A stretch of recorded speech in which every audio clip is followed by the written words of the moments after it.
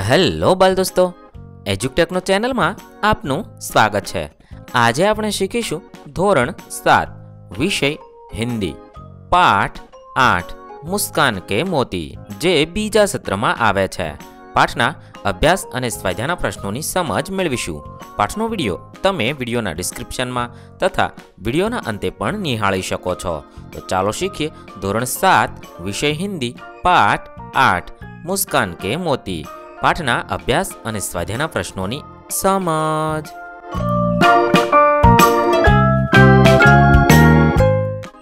पाठ 8 अभ्यासना प्रश्न में जोइए। प्रश्न नंबर 1, इकाई में दिए गए चुटकुलों को दो दो के टुकड़ी में अभिनय के साथ प्रस्तुत कीजिए। एटले के आ पाठ में आपवामां आवेला चुटकुले एटले के जोक्स ने तमारे बब्बे मित्रोनी टुकड़ी में मळीने अभिनय साथे प्रस्तुत करवानो छे। अहींया एक टूचको छे। चिंटू कहे छे, तुमने राजू को चांटा क्यों मारा? तब पिंटू कहे छे, 15 दिन पहले उसने मुझे हिपोपोटेमस कहा था। चिंटू कहे छे, तो फिर 15 दिनों के बाद आज ही क्यों मारा?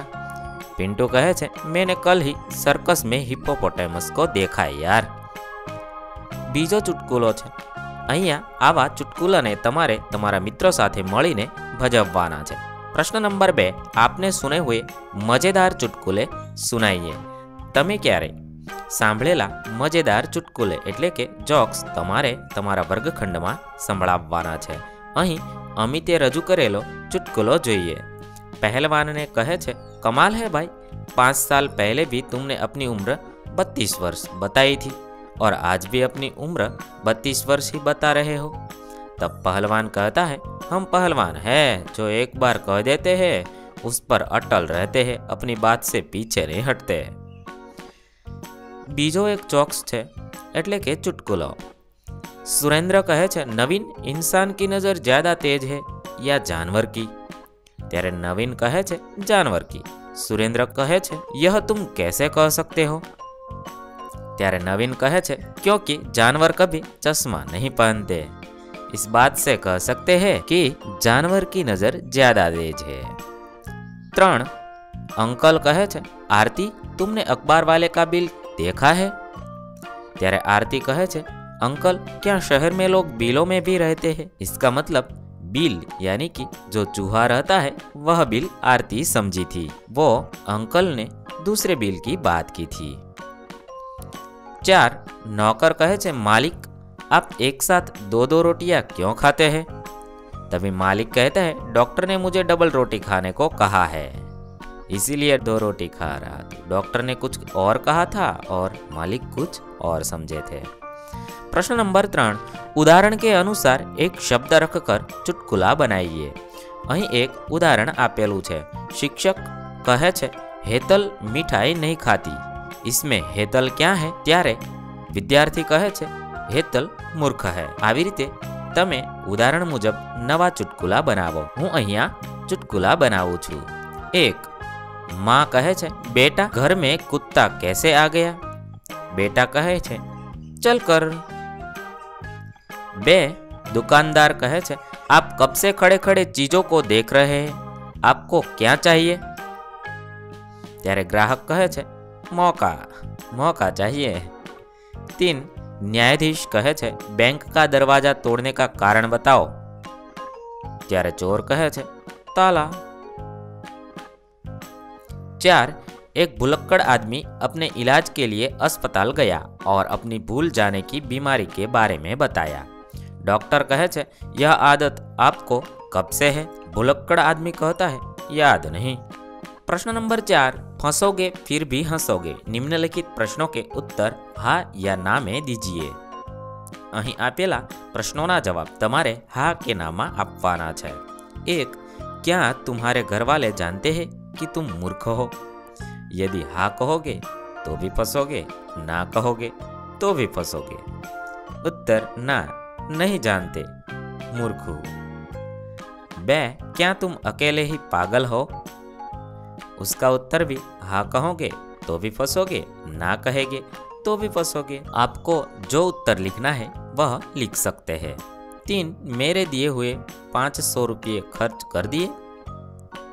मैंने यहाँ मेरा उत्तर लिखा है, आप आपका उत्तर लिखिएगा। प्रश्न नंबर 5, क्या हमें हर प्रसंग और हर जगह पर हंसते रहना चाहिए? कारण सहित बताइए। તેના જવાબમાં આપણે લખી શકીએ, હસના તभी उचित है जब कोई हंसने वाली बात हो। हमारा व्यवहार प्रसंग अनुकूल होना चाहिए। हर प्रसंग पर और हर जगह हंसना मूर्खता है, अशिष्टता और पागलपन का सूचक है। હવે આપણે સ્વાધ્યાયના પ્રશ્નોની સમજ મેળવીએ। प्रश्न नंबर 1, आपके जीवन में कई प्रसंग ऐसे भी घटे होंगे जब किसी गंभीर या सरल बात पर आप या आपसे जुड़े अन्य कोई कुछ बोले होंगे और हंसी का माहौल बन गया होगा। यही तो है चुटकुला। ऐसी बातें याद कीजिए और चुटकुले के रूप में लिखिए। એટલે કે તમારા જીવનમાં ક્યારેક એવા પ્રસંગ પર જોક્સ જેવી વાત બની હોય તો તમારે અહીંયા લખવાની છે।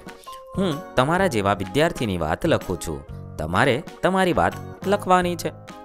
एक दादाजी पौत्र के मित्र से कहते हैं, क्यों राजू, आजकल दिखाई नहीं देते हो?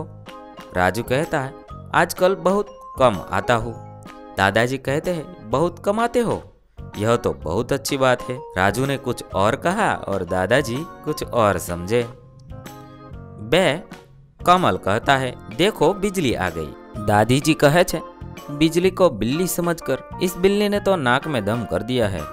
दूध खुला हो तो ढक दे बेटा, कल तो सब पी गई थी। कमल ने बिजली कहा था और दादी जी बिल्ली समझी थी। આવી રીતે તમારા ઘરે જો કોઈ જોક્સ બન્યો હોય તો તમારે અહીંયા લખવાનો છે। प्रश्न नंबर 2, भाषा की एक खूबी है अनेकार्थी शब्द। अनेकार्थी शब्द के विभिन्न अर्थों का उपयोग कर चुटकुला बना सकते हैं। उदाहरण अनुसार चुटकुला बनाइए। અહીં એક ઉદાહરણ આપેલું છે। शिक्षक कहे छे, लंका को सोने की लंका क्यों कहते हैं?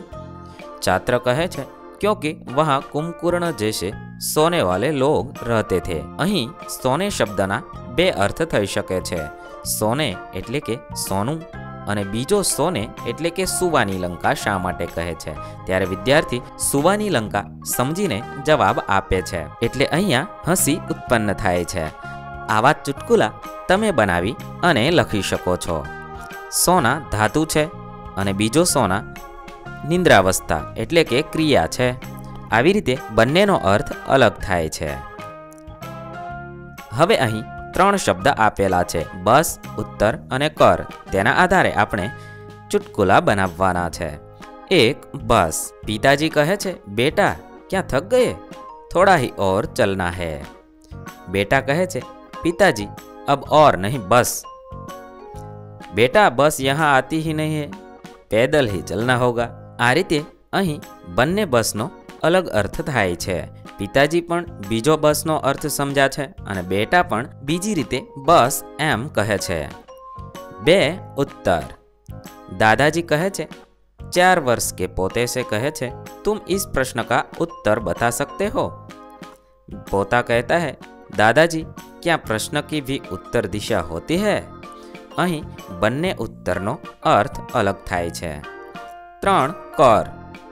पति कहे छे, देखो सरकार ने आमदनी पर कर बढ़ा दिया। पत्नी कहे छे, सरकार का और काम ही क्या है, वह जहाँ चाहती है भिखारी की तरह कर बढ़ा देती है। અહીં બંને કરનો અલગ અર્થ થાય છે। આવી રીતે તમે વિભિન્ન અર્થનો ઉપયોગ કરી અને ચુટકુલા એટલે કે જોક્સ બનાવી શકો છો। प्रश्न नंबर 3, उदाहरण अनुसार चुटकुलों की पूर्ति कीजिए। उदाहरण तरीके, मालिक कहे छे, तू बहुत बड़ा गधा है। नौकर कहे छे, ऐसा कहकर मुझे शर्मिंदा न करे मालिक, बड़े तो आप है। आ रीते अधूरा चुटकुलाने तमारे पूर्ण करवानो छे। 1, पतली गली में 2 आदमी आमने सामने आ गए। पहला आदमी कहे छे, हटो, बीच में से मैं किसी गधे को रास्ता नहीं देता। दूसरा आदमी कहे छे, रास्ते से हटते हुए। दूसरा आदमी छे ये रस्ता थी दूर जता जता कहे छे, पर मैं तो देता हूँ। આવી રીતે તે બંને એકબીજાને ગધા કહે છે। 2, न्यायालय में 2 वकील। पहला वकील कहे छे, तू गधा है।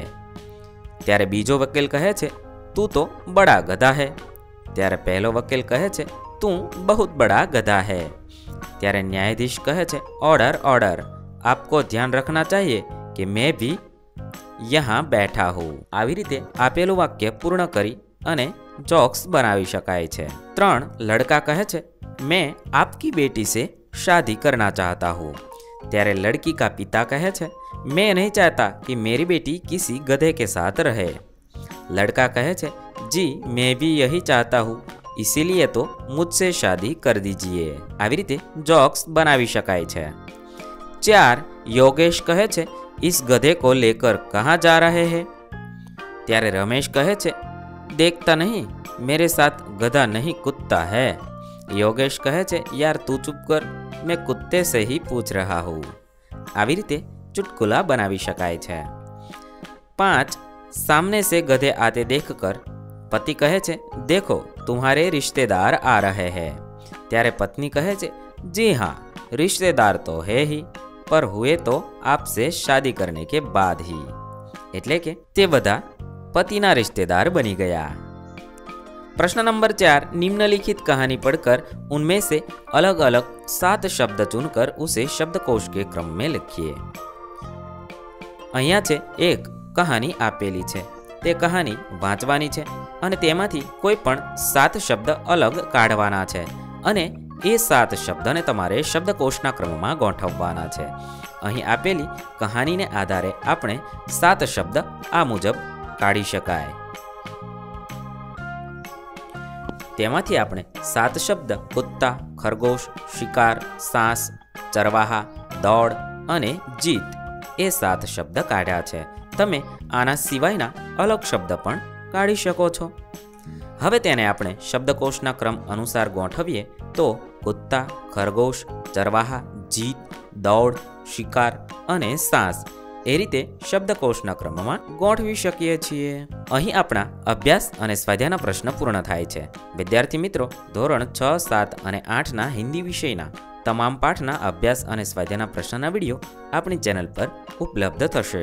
થેન્ક યુ દોસ્તો, એડ્યુટેકનો ચેનલ તરફથી વિડીયો નિહાળવા બદલ આપનો આભાર। આવા બીજા વિડીયોઝ નિહાળવા માટે અમારી યુટ્યુબ ચેનલ એડ્યુટેકનો અત્યારે જ સબસ્ક્રાઇબ કરી લો। આભાર દોસ્તો।